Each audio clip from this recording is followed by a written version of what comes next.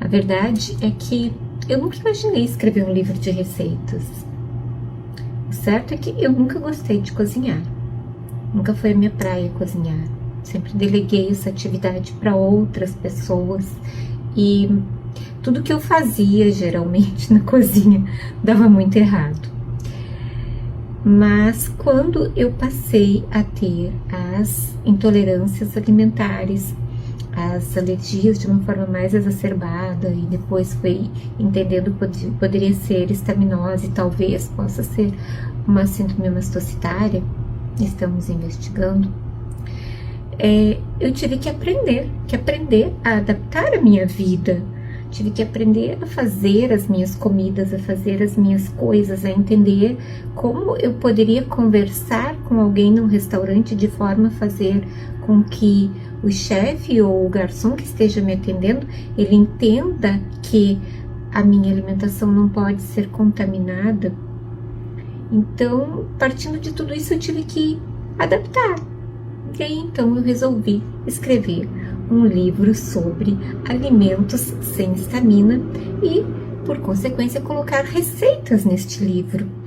E essas receitas, então, elas poderiam, num primeiro momento, foi feito para me ajudar, porque eu queria ter isso de uma forma sistêmica, onde eu encontrasse tudo num único local quando eu fosse cozinhar, porque realmente tem dias que a gente não sabe o que fazer. A gente acorda, abre a geladeira, olha os armários e pensa, meu Deus, o que eu vou comer? Eu não sei o que comer, eu não sei o que misturar com o que. E às vezes se faz misturas que ficam horríveis, e aí tu perde todo aquele tempo do teu café da manhã, e às vezes tu tem que sair sem comer, porque tu errou um prato. Não conseguiu fazer, não conseguiu comer. Às vezes na faculdade, os professores me perguntam por que tu chega atrasada, sempre chega atrasada de manhã. Eu nunca contei por que isso acontecia, mas um dos fatores é justamente esse. A minha comida demora para ficar pronta, então esse período que eu estava adaptando, às vezes eu errava. E aí, se eu não comer em casa, depois eu não consigo comer na rua.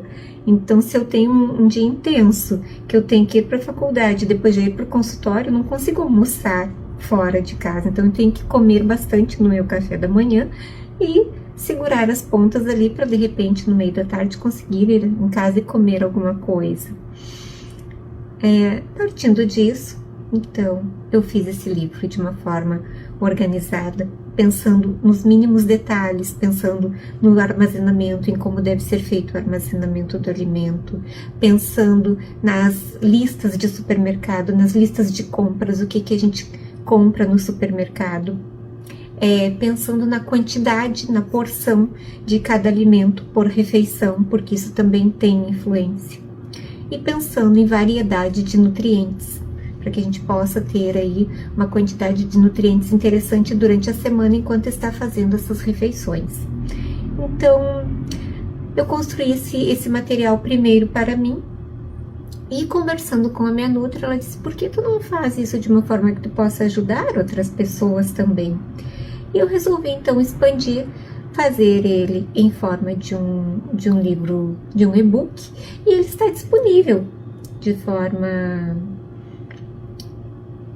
E ele está disponível acima no link da bio, para quem quiser conhecer este livro, adquirir. E ele é interessante porque ele não serve somente para pessoas que têm sensibilidade à histamina. Ele serve também para pessoas que são intolerantes a glúten, à lactose ou tenham alergia à caseína. Vai ajudar demais essas pessoas no preparo dos seus alimentos.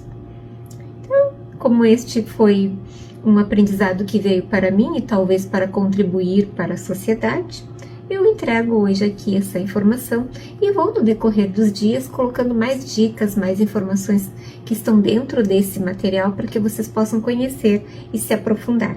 E se vocês gostaram, coloca aqui embaixo dúvidas, sugestões de assuntos que vocês querem que eu traga sobre estes temas.